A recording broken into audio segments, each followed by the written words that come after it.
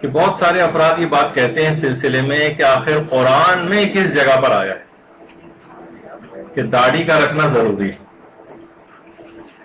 اگر آپ قرآن میں دکھائیں گے تو ہم مانیں گے، ورنہ ہم نہیں مانیں گے. تو ہم ان سے سب سے پہلے ایسے افراد سے یہ بات پوچھیں گے کہ کیا آپ لوگ حسبنا کتاب اللہ کہنے والے افراد میں سے؟ جب پیغمبر اسلام نے کاغذ اور قلم مانگا تھا تو بہت سارے اس وقت افراد نے جو کہ اس بات کے خلاف تھے، اس میں سے ایک شخص نے بڑھ کر یہ کہا تھا حسبنا کتاب اللہ، ہمارے لیے کتاب خدا کافی، ہمیں پیغمبر کی کسی فرمان کی ضرورت نہیں. مجالس میں جب اس سلسلے میں آپ کلام کوئی سنتے ہیں اس وقت تو بلند و بانگ نعرے لگاتے ہیں، لیکن جب عملی زندگی آتی ہے تو انہی افراد کے کردار کی پیروی کرنے لگتی.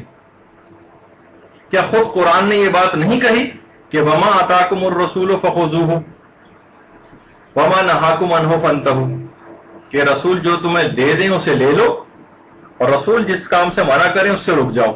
کیا خود قرآن نے یہ بات نہیں کہی؟ تو پیغمبر اسلام نے اگر کسی بات کو روکا ہے کسی کام سے تو کیا آپ ان کی بات کو نہیں مانیں گے؟ یہ بھی قرآن کا حکم ہی تو ہے. کیا قرآن نے یہ نہیں کہا کہ اطیعوا اللہ و اطیعوا الرسول و اولی الامر منکم، کہ اللہ کی اطاعت کرو اور اس کے رسول کی اطاعت کرو، اور اولی الامر یعنی امام معصوم کی اطاعت کرو. تو اگر انہوں نے کسی چیز کا کوئی حکم دیا ہے تو کیا ہم ان کی اطاعت نہیں کریں گے؟ ان کی اطاعت کا حکم ایسے ہی ہے جیسے قرآن نے اس کے اوپر حکم دے رکھا ہے پہلے سے. وما ينطق عن الهوى ان هو الا وحی یوحی، کہ اپنی مرضی سے کوئی بات کہتے ہی نہیں، نہ رسول کہتا ہے نہ امام کہتا ہے، کہ جو کچھ کہتے ہیں یہ وحی پروردگار ہوتی. تو اگر ہم کوئی حدیث آپ کو دکھائیں گے تو کیا آپ ان کی بات کو نہیں مانیں گے؟ جبکہ قرآن خود کہہ رہا ہے کہ اپنی خواہش نفس سے کوئی بات کرتے ہی نہیں. اور کیا پیغمبر یہ نہیں کہہ کے گئے کہ انی تارک فیکم الثقلین، کہ میں دو برابر وزن کی چیزیں تمہارے پاس چھوڑ کر جا رہا ہوں، کتاب خدا اور میرے اطرت و اہل بیت. اگر اب امام کی کوئی حدیث ہم آپ کو دکھائیں تو کیا آپ نہیں مانیں گے؟ تو دیکھیے یہ وہ ہستیاں ہیں جن کا قرآن سے ازلی رشتہ ہے، وہ اگر کسی چیز کا حکم دیں تو کیا آپ اس کو نہیں مانیں گے؟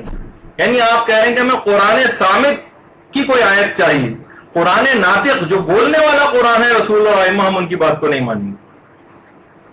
دیکھیے یہ جو قرآن ہے نا، قرآن کے متعلق یہ بات کہی جاتی ہے کہ قرآن میں فقہ ہے لیکن قرآن فقہ کی کتاب نہیں.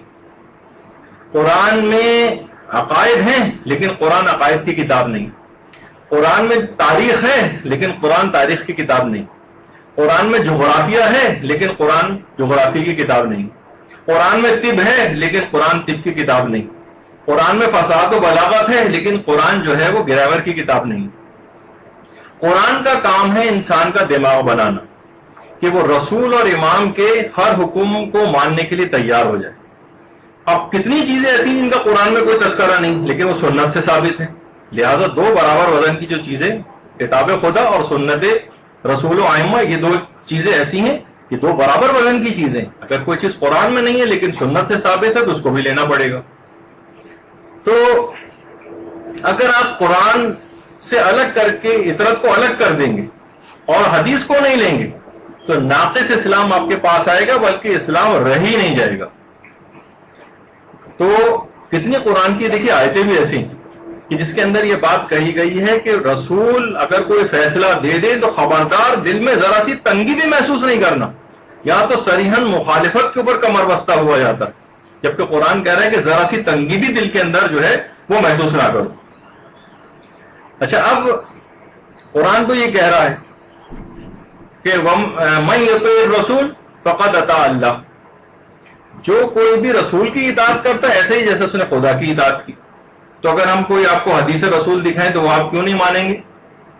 جبکہ خود قرآن کہہ رہا ہے کہ رسول کی اطاعت اللہ ہی کی اطاعت ہے.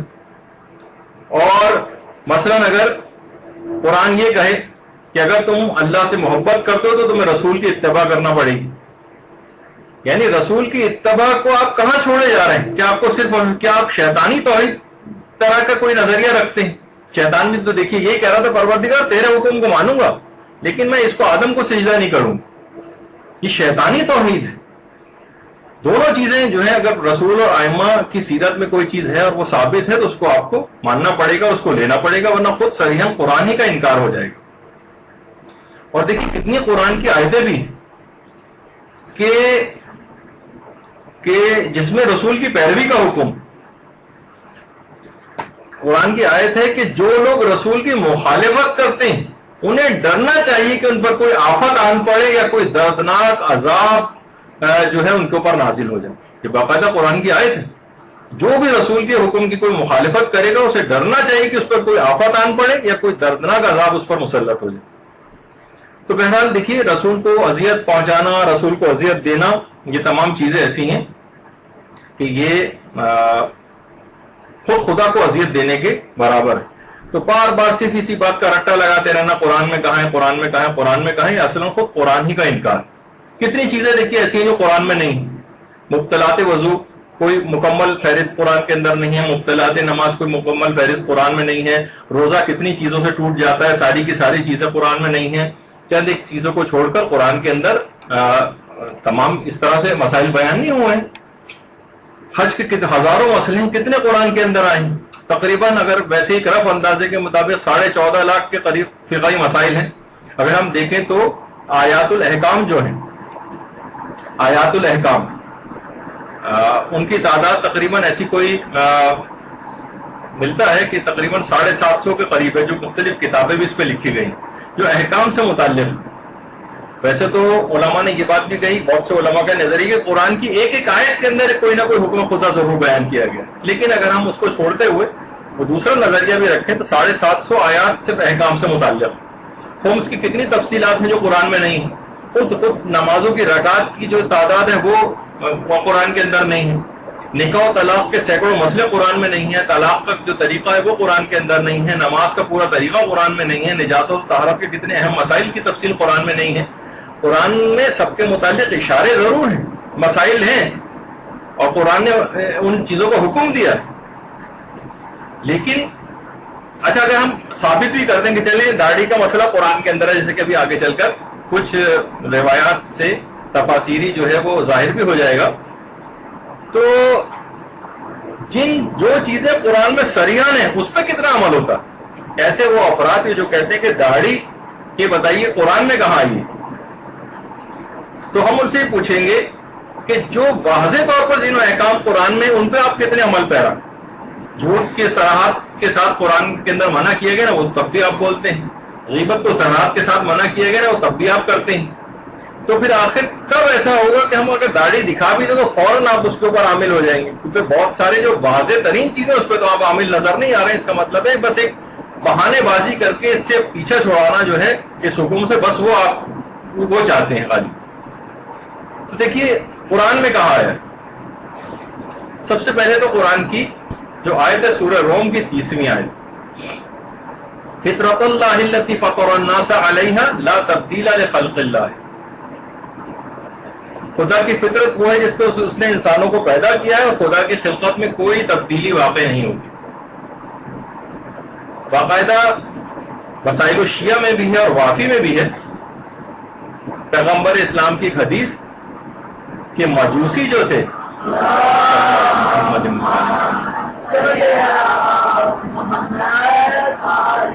کہ مجوسی اپنی داڑھیوں کو بھونڈا کرتے تھے اور اپنی مونچھوں کو بڑھایا کرتے تھے، اور ہم اپنی مونچھوں کو ترشواتے ہیں اور اپنی داڑھی کو بڑھاتے ہیں، وہی الفطرہ، اور یہ وہی فطرت ہے جس کا قرآن نے حکم دیا۔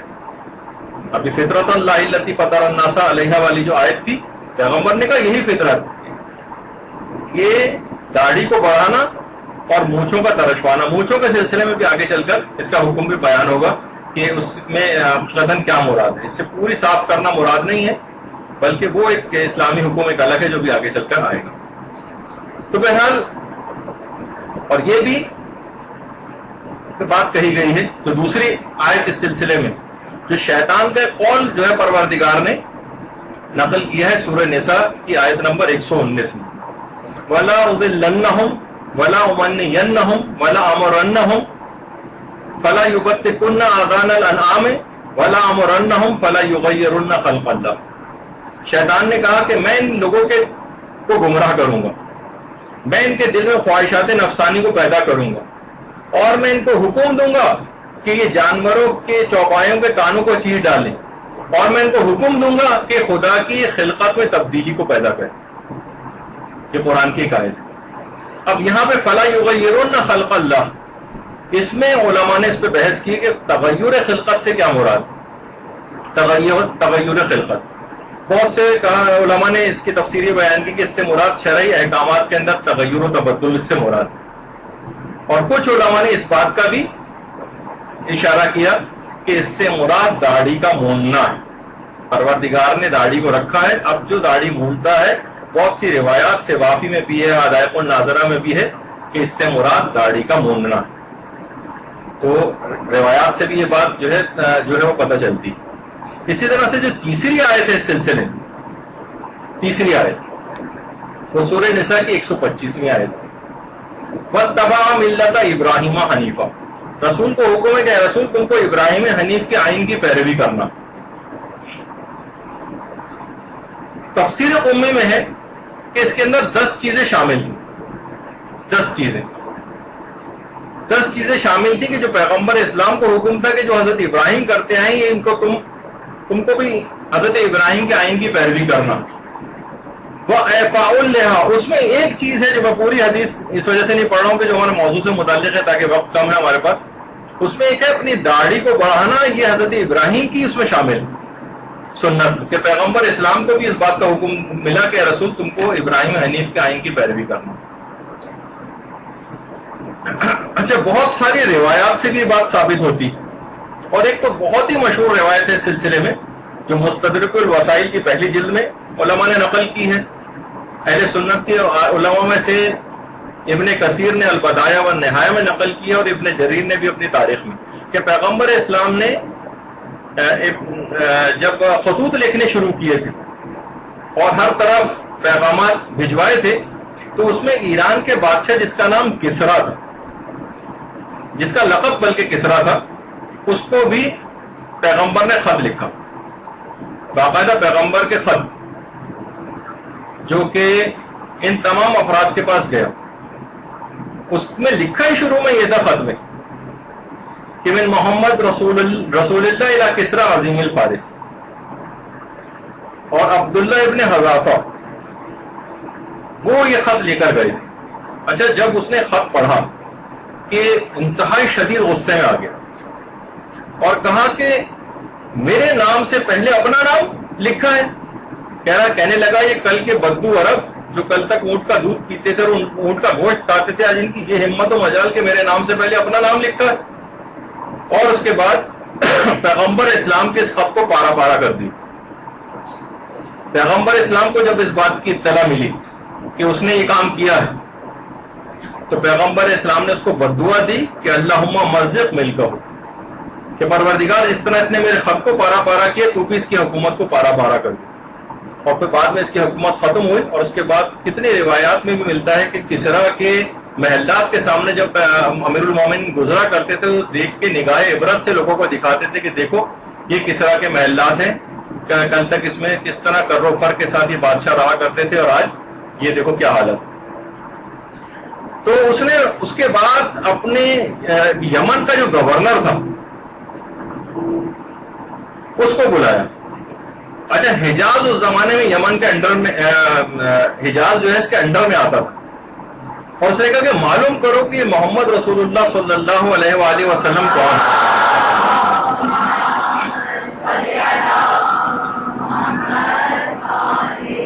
اس گورنر کا نام تھا بازان. اس نے جو ہے وہ بازان کو بلایا اور اس نے بازان نے ایک فوجی دستے کا جو افسر تھا جس کا نام خرخست تھا اس کو جو ہے اس بات کو مقرر کیا، اور اس کے ساتھ ایک اور شخص کو بھی مقرر کیا کہ جو کہ پیغمبر اسلام کے حالات پر اس زمانے میں نگاہ رکھے ہوئے تھا، جس کا نام تھا بانبیہ. یہ دونوں آتش پرست مجوسی تھے. یہ دونوں افراد پیغمبر اسلام کی خدمت میں آئے. یہ پورا واقعہ اس کے اندر کہ پیغمبر اسلام کی خدمت میں آئے اور اس حالت میں آئے کہ اپنی داڑھیاں منڈوائے ہوئے تھے اور اپنی مونچھیں بہت زیادہ بڑھائے ہوئے تھے، جو بھی میں تفصیل اس کی آگے چل کے آپ کی خدمت میں پیش کروں. اچھا، آپ پیغمبر کے سامنے جب اس حالت میں آئے فَكَرِهَ النَّظَرَ إِلَيْهِمَا، رسول نے انتہائی کراہیت اور نفرت کے ساتھ منہ کو پھیر لی اور کہا وَقَالَ وَيْلَكُمَا، تباہی ہو، بربادی ہو، جہنم ہو تمہارے لیے، مَنْ أَمَرَكُمَا بِهَذَا، کہ کس نے تم کو حکم دیا کہ ایسا ہولیہ بناؤ؟ قَالَ أَمَرَنَا بِهَذَا رَبُّنَا یعنی کسرا، انہوں نے کہا کہ ہمیں ہمارے رب کسرا نے یہ حکم دیا، یعنی کہ اپنی مونچھوں کو بڑھائیں اور اپنی داڑھیوں کو منڈوائیں۔ پیغمبر اسلام نے کہا فقال رسول اللہ لیکن ربی امرنی بإعفاء لحیتی وقص شاربی، لیکن میرے رب نے مجھ کو یہ حکم دیا ہے کہ میں اپنی داڑھی کو بڑھاؤں اور اپنی مونچھوں کو ترشواؤں۔ باقاعدہ پیغمبر نے اس طریقے سے ان لوگوں کو اس بات کی تنبیہ کی اور انتہائی کراہیت اور نفرت کے ساتھ منہ کو پھیر لیا۔ اچھا اب دیکھیں اس روایت کے اندر کتنی ایسی باتیں ہیں کہ جو کیا آپ ایسے افراد کو بیان کر سکتی کہ دیکھو یہ کتنا ناپسندیدہ فعل ہے، یہ اس روایت سے پتہ چل رہا ہے کہ پیغمبر اسلام ان کی طرف دیکھنے دے، بلکہ یہ تو اس کے اندر ہے بہت سی روایت میں کہ وہ 2-3 جگہوں سے پیغمبر کے پاس آئے، پیغمبر ہر طرف سے منہ پھیر لیتے تھے، پیغمبر ان کی طرف نگاہ اٹھا کر ڈالنے کے لیے بھی تیار نہیں تھے۔ اچھا دوسری بات یہ کہ وہ غیر مسلم تھے، اچھا پیغمبر اسلام خلق عظیم پر فائز تھے، مگر پھر بھی غیر مسلم ہونے کے باوجود ابھی اسلام تو قبول نہیں کیا کہ اسلام کے احکامات کے اوپر جو ان کو سختی کروائی جائے، لیکن پیغمبر اسلام نے پھر بھی منہ کو پھیر لیا۔ تو یہ کیسے ممکن ہے کہ پیغمبر اسلام ایک کافر شخص سے بھی اس بات کی توقع نہیں کر رہے تو اسلام قبول کرنے کے بعد کوئی شخص کی اتنی ڈٹائی کو قبول کر لیں گے کہ جو کافر ابھی اسلام کا پابند بھی نہیں ہوا ہے، تو پھر ایک سوچی کہ اس سے جب اتنی سختی ہو رہی تو مومن سے کتنی سختی اس سلسلے میں ہوگی، اور پیغمبر اسلام کے حیات اور وفات کے اندر اس سلسلے میں کوئی فرق نہیں، جو پیغمبر کا زندگی میں طریقہ تھا وہی ظاہری طور پر دنیا سے پردہ فرما جانے کے باوجود بھی۔ حیرت اس وقت ہوتی کہ یہ بھائی تمام افراد پیغمبر اسلام کی قبر کے سامنے بالکل وہاں پر حاضری کے لیے زیارت کے لیے وہاں پر آتے ہیں اور وہاں پر انہوں نے داڑھی صاف کی ہوتی کہ دیکھیے پیغمبر اسلام کا حیات اور وفات میں طریقہ کار ایک ہی ہے۔ جب پیغمبر نے کراہیت سے اپنی حیات ظاہری میں ایسے افراد جو کہ داڑھی نہیں رکھتے تھے ان سے منہ کو پھیرا ہے، تو پیغمبر اسلام کا یہی طریقہ ان کی وفات کے بعد بھی جاری رہے گا۔ انسان کو خواہش نفس کا اتنا غلام نہیں ہونا چاہیے۔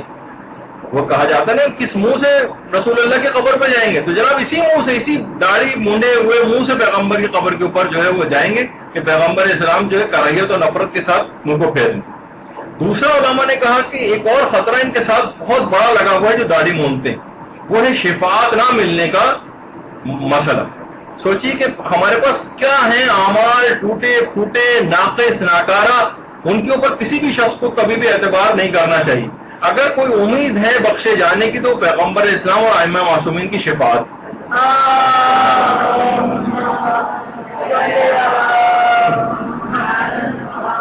اور اگر آپ یہ سوچیے کہ اس وقت پیغمبر اسلام نے منہ پھیر لیا جس وقت شفاعت کرنی ہوئی، تو شفاعت نہ ملنے کا سوچیے یقینی طور پر اس کا مطلب ہے کہ اخروی بربادی ہماری ہو جائے گی۔ تو کیوں ہم ایسی خطرناک ایک چیز کو اپنے ساتھ لے کر جائیں گے جس کے متعلق کبھی امکان ہے، جب پیغمبر زندگی میں منہ کو پھیر رہے ہیں تو اگر شفاعت کے موقع پر بھی منہ کو پھیر لیا تو ہماری اس وقت کیا حالت ہوگی۔ اچھا اب دوسری بات یہ ہے جو اس میں آگے ہم جو چیز ذکر کر رہے ہیں کہ یہ طریقہ موجوسیوں کا ہے، یہ مشرکوں کا طریقہ کار ہے جو کہ مسلمان جس کو اڈاپٹ کرتے چلے جا رہے ہیں۔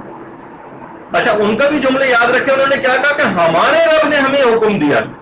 علماء فرماتے ہیں کہ وہ کفار و مشرکین تو اپنے رب کے احکامات کے اتنے پابند ہوں، اور یہ جو مومن ہیں، جو شیعہ ہیں، جو نجیب الطرفین سادات ہیں، یہ اپنے رب کے احکامات کے پابند نہ ہوں، کتنے شرم کی بات ہے کہ وہ فاسق و فاجر اور مشرک اور بدکار جو ہے وہ تو آ کر کہہ رہے ہیں کہ ہمارے رب نے حکم دیا اس وجہ سے ہم نے رکھی ہوئی، اس طرح کی مونچھیں رکھی ہوئی ہیں اور داڑھی کو مونڈا ہوا ہے۔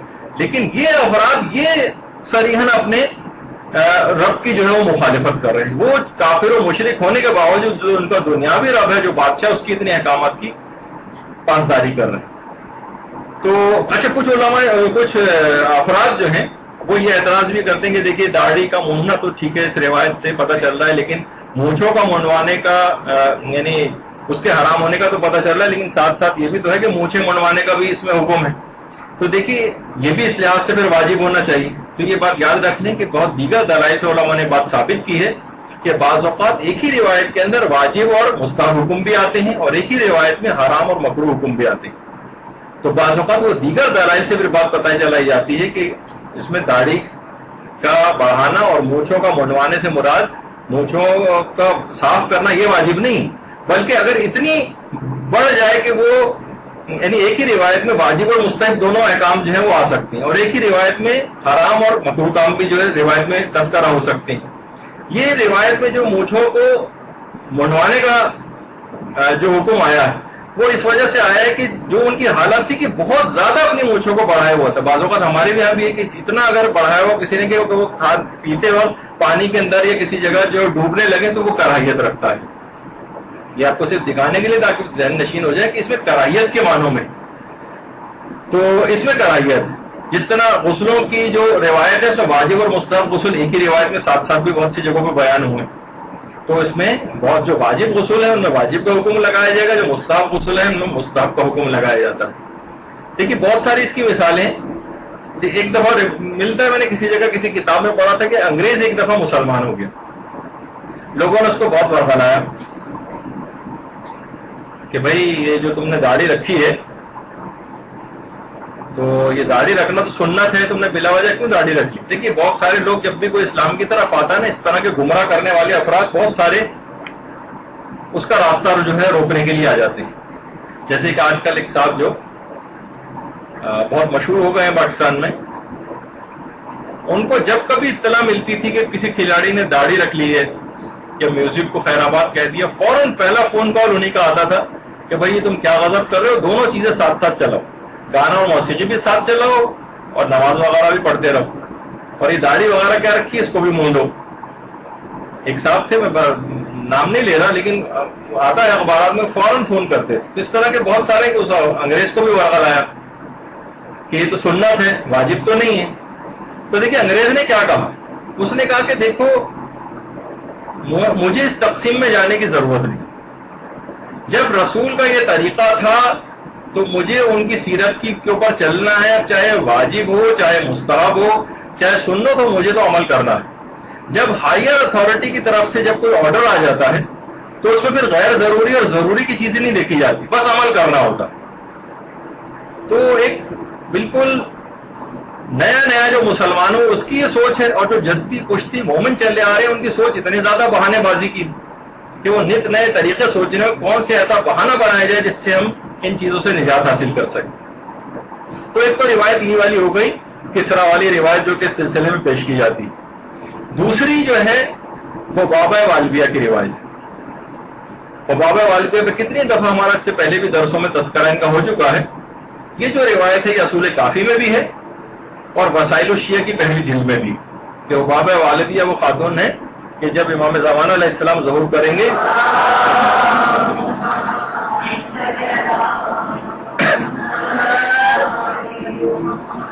تو وہ بابا جو ہے امام کی انصار میں شامل ہوں گے۔ وہ بابا کہتی ہیں، روایت کے اندر ملتا ہے، کافی میں بھی یہ روایت ہے، وہ بابا کہتی ہیں میں نے امیر المومنین کو دیکھا کہ جو ہے وہ امیر المومنین ایک دفعہ بازار میں آئے تو ان کے ہاتھ میں ایک درہ بھی تھا، درہ تھا۔ وہاں جو افراد بھی بغیر چھلکے کی مچھلیاں بیچ رہے تھے، امیر المومنین ان کو ایک درہ مارتے تھے اور اس وقت ایک جملہ کہتے تھے کہ اے بنی اسرائیل کے مسخ شدہ اور جندے بنی مروان کے بیچنے والوں، اور ایک درہ مارتے تھے۔ فرات ابن احنف امیر المومنین کی صحابی ہیں روایت میں، وہ کھڑے ہو گئے اور کہنے لگے کہ یا امیر المومنین یہ آپ جندے بنی مروان سے کیا مراد ہے؟ امام نے فرمایا یہ وہ قومیں تھیں جو اپنے داڑھیوں کو مونتی تھیں اور اپنی مونچھوں کو بڑھاتی تھیں، جس کی پاداش میں یہ مسخ کر دی گئی۔ باقاعدہ وسائل الشیعہ میں بھی ہے، اصول کافی میں بھی ہے، اتنی روایت کتابوں کے اندر یہ روایت ہے۔ بار بار امیر المومنین یہ والا جملہ کہتے تھے کہ بنی اسرائیل کے مسخدہ جندے بنی مروان کے بیچنے والوں، اور کوڑا مارتے تھے۔ جب انہوں نے پوچھا کہ مولا اس سے کیا مراد ہے تو امیر المومنین نے فرمایا کہ وہ قومیں تھیں جو اپنی داڑھیوں کو مونتی تھیں اور مونچھوں کو بڑھاتی تھیں، جس کی پاداش میں یہ مسخ کر دی گئی۔ اچھا، علامہ مجلسی اول جو تقی مجلسی، علامہ باقر مجلسی کے جو والد تھے، انہوں نے روضۃ المتقین میں بھی اس روایت کو نقل کیا، اور وہی الفاظ ہیں اس کے اندر بھی کہ وہ قومیں تھیں جو داڑھی کو مونتی تھی اور مونچھوں کو بڑھاتی تھی، جس کی وجہ سے مسخ کر دی گئی۔ اچھا علماء یہ بات بھی بیان فرماتے ہیں کہ دیکھیے عذاب خدا ہمیشہ کبیرہ گناہ کے اوپر آیا کرتا ہے، گناہ نے کبیرہ پر، صغیرہ پر کبھی بھی عذاب خدا نہیں آتا. باقاعدہ یہ ممسوخات جو مسخ ہو گئی ہیں قومیں، یہ فقط چند روز تک ان کی نسل باقی رہی تھی، اس کے بعد یہ سب کے سب لوگ مر گئے تھے. یہ جو بندر کی شکل میں تبدیل ہوئے تھے اور جتنے بھی مسخ ہو کر تبدیل ہوئے افراد، وہ تو نسلیں بہت جلد ختم ہو گئی، چند دنوں کے اندر اندر سب ختم ہو گئے، مر گئے. اس کے بعد انہی کی شکل پر عبرت کے لیے پروردگار نے ان جانوروں کو خلق کیا ہے. اچھا تاکہ لوگوں کے سامنے رہے کہ اچھا بغیر چھلکے کی مچھلی دیکھ کے آپ کو گناہ یاد آ جائے کہ ارے یہ وہ قومیں تھی کہ جو کہ داڑھی مڑنے کی وجہ سے مسخ کر دی گئی، تو انسان اس گناہ سے اپنے آپ کو بچائے. بندر جو بنے ہیں، جو سور بنے ہیں، جو ہاتھی بنے ہیں، ان کو دیکھ ان سب کی روایت میں کہ کیسے کیسے چیزیں مسخ ہوئیں، کن کن گناہوں کی پاداش میں. جب بھی ملتا ہے یہ ممسوخات کا پورا ایک چیپٹر ہے، تفصیل طلب ہے کافی، لیکن روایات میں ملتا ہے کہ بنو امیہ کے جو ظالمین ہیں، روایت میں یہ بات آئی کہ ہمیشہ چھپکلی کی صورت میں مسخ ہو کر مرتے ہیں. بنو امیہ کے ظالم مسخ ہو کر چھپکلی کی صورت میں. اور اصول کافی کی 8ویں جلد میں باقاعدہ عبد الملک ابن مروان کے متعلق ہے کہ جب یہ مرا تھا تو مینڈک کی صورت میں مسخ ہو کے مرا تھا عبد الملک ابن مروان. مسائل کی جو پہلی جلد ہے اس میں باقاعدہ عمر سعد کے متعلق یہ بات لکھی کہ مرنے سے پہلے وہ بندر کی صورت میں مسخ ہو کے مرا تھا اور اس کے گردن میں زنجیر بھی بندھی ہوئی تھی. عمر ابن سعد. تو لہٰذا انسان کو دیکھیے چاہیے کہ ایسی صورت بنائے وہ کہ جیسی پروردگار نے اس کو آسن تقویم پر خلق کیا ہے، وہ مسخ ہو کر ممسوخات یعنی جن کے اوپر عذاب خدا ہے ان جیسی شکلیں کیوں بنانا چاہتا ہے؟ بہترین شکل و صورت جس پہ پروردگار نے اس کو پیدا کیا اس کو چھوڑ کر جو مسخ شدہ قومیں ہیں ان جیسی شکل بنا رہا ہے. کتنے افسوس کا مقام ہے. تو باقاعدہ روایت میں بھی یہ بات آئی کہ یہ مجوسیوں کا طریقہ کار ہے کہ پیغمبر اسلام نے یہ بات مسائل الشیعہ میں بھی ہے کہ پیغمبر نے فرمایا کہ اپنی داڑھیوں کو بڑھاؤ اور اپنی مونچھوں کو ترشواؤ، ولا تشبہوا بالمجوس، اور مجوسیوں سے شباہت اختیار نہ کرو. مجوسیوں سے شباہت اختیار کرنا مسائل الشیعہ میں بھی ہے، معانی الاخبار میں بھی شیخ صدوق نے لکھا ہے. اور بعض جگہوں کے اوپر ولا تشبہوا بالیہود بھی آیا، یعنی یہی پورا روایت ہے کہ اپنی مونچھوں کو ترشواؤ اور اپنی داڑھیوں کو بڑھاؤ، ولا تشبہوا بالیہود، اور یہودیوں سے مماثلت تشبہ اختیار نہ کرو، ان جیسی شکل و صورت اپنی نہ بناؤ. کیونکہ یہ بھی روایت میں بات آئی کہ من تشبہ بقوم فہو منہم، جو بھی جس قوم سے شباہت اختیار کرتا ہے وہ انہی میں سے ہو جاتا ہے. اچھا دیکھیے روایات کے اندر مختلف طریقوں سے یہ چیز آئی ہے. کہیں آیا ہے آف اللحا، کہیں آیا ہے اوف اللحا، کہیں آیا ہے ارخ اللحا، کہیں آیا ہے ارج اللحا، اور کہیں آیا ہے وفر اللحا. یعنی کہیں اپنی داڑھیوں کو بڑھاؤ، کہیں اپنی داڑھیوں کو لٹکاؤ. ان معنوں میں مختلف الفاظ ہیں لیکن تعبیرات ایک ہی ہیں. یعنی اپنی داڑھی کو انسان مونڈے نہیں بلکہ اس کو رکھے. البتہ الفاظ بہت سی روایات میں الگ الگ بھی آئے. تو کچھ اور روایات ایسی ہیں کہ جس میں پیغمبر نے بات فرمائی کہ لیس منا من حلق. اب اتنا وقت نہیں ہے کہ پورا پڑھے، لیکن جو ہمارے اس سے متعلق ہے کہ اس شخص کا ہم سے کوئی تعلق نہیں جو اپنی داڑھی کو مونتا ہے. علماء نے کہا کہ پیغمبر اگر یہ جملہ استعمال کرے لیسا منی، اس کا مجھ سے کوئی تعلق نہیں، تو اس کا مطلب مسلمان رہتا ہے البتہ بہت بڑا گناہ گار. لیکن اگر یہ جملہ اگر روایتوں میں آتا ہے لیسا منا، اس کا ہم سے کوئی تعلق نہیں، اس کا مطلب ہے کہ بعض حالات میں وہ دائرہ اسلام سے بھی خارج سمجھا جاتا ہے. تو بہرحال یہ نہیں کہ بیان یہ حکم ہم لگا کے کسی کو کافر قرار دیتے ہیں، لیکن یہ کہ ایسا ہی تم نے کام کر لیا جیسے کافر کام کرتے ہیں. تو یہ تک روایات کے اندر اس طرح سے یہ چیزیں آئیں. اور ایک اور روایت جو کہ امام حسن علیہ الصلوۃ والسلام سے،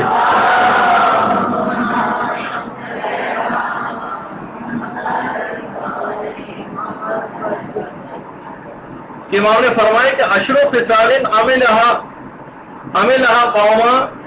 قوم لوط، 10 ایسی خصوصیات تھی جن کی بنا پر قوم لوط کے اوپر عذاب نازل ہوا، وہ ہلاک ہو گئے. اس کے اندر اب 10 چیزیں ایسی ہیں، بہت ساری چیزیں کہ وہ گانے بجانے کے شوقین تھے اور وہ غیر اخلاقی وہ مخصوص کام کیا کرتے تھے، اور وہ شرط لگا کر کبوتر اڑایا کرتے تھے، اور وہ جو موسیقی کے شائق تھے اور وہ جو ہے وہ شراب پیا کرتے تھے. اور اسی کے اندر پھر آگے چل کر ہے کہ وہ اپنی داڑھیوں کو مونتے تھے قوم لوط والے، اور اپنی مونچھوں کو بڑھایا کرتے تھے. یہ باقاعدہ وہ 10 خصوصیات کہ جن کی بنا پر قوم لوط کے اوپر عذاب نازل کیا گیا، اس میں ایک داڑھی کا موننا بھی.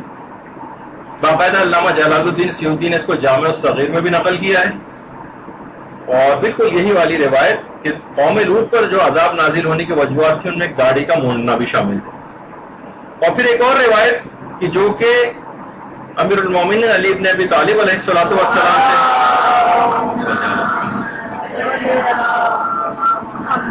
وہ فرماتے ہیں کہ پیغمبر اسلام نے یہ بات فرمائی کہ حلق اللحیۃ من المصلہ ومن مصلى فعلیہ لعنت اللہ، کہ داڑھی کا مولنا گویا مسلح ہونا ہے، اور جس نے اپنے آپ کو مسلح کیا اس پہ خدا کی لعنت. مسلح کہتے ہیں کہ مرنے کے بعد جب لوگ قتل کر دیتے تھے اپنے دشمن کو تو اس کے بعد اس کے کان ناک کاٹ دیا کرتے تھے، اس کو مسلح کرنا کہلاتا. تو پیغمبر اسلام نے فرمایا کہ داڑھی کا موننا ایسے ہی جیسے مسلح ہونا، جیسے مردے کا جو شکل بگاڑ دی جاتی، اور جس نے اپنی اس طرح کی شکل بگاڑی اس پر خدا کی لعنت. تو باقاعدہ یہ بھی روایات کے اندر یہ بات آئی. اچھا، اور اس کے علاوہ ایک اور روایت جو کہ تہذیب الاحکام میں بھی ہے کہ پروردگار نے اپنے انبیاء میں سے ایک نبی پر وحی کی اور کہا کہ اپنی قوم سے جا کر کہہ دو کہ میرے دشمنوں جیسا لباس نہ پہنیں اور میرے دشمنوں کی طرح کا کھانا نہ کھائیں اور میرے دشمنوں کی طرح اپنی شکل نہ بنائیں، کیونکہ جس کسی نے بھی ایسا کیا وہ میرا ایسا ہی دشمن شمار ہوگا جیسے کہ وہ لوگ دشمن.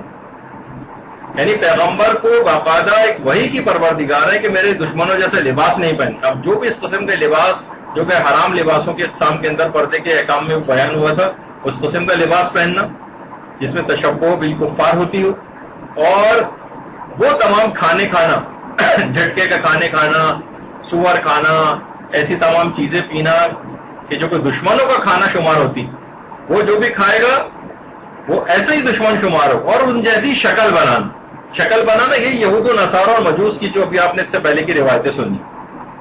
تو یہ تمام چیزیں دیکھیے اس طرح کی ہیں کہ ان کو دماغوں میں اپنے ہمیشہ یاد رکھنا چاہیے کہ یہ تمام کے تمام روایت اس سلسلے میں وارد ہوئی. اچھا، اب باقاعدہ کچھ مسلمان علماء نے ایک اور روایت بھی لکھی کہ ایک دفعہ ایک مجوسی داڑھی منڈوا کر اور اپنی مونچھیں بڑھا کر رسول کی خدمت میں آیا.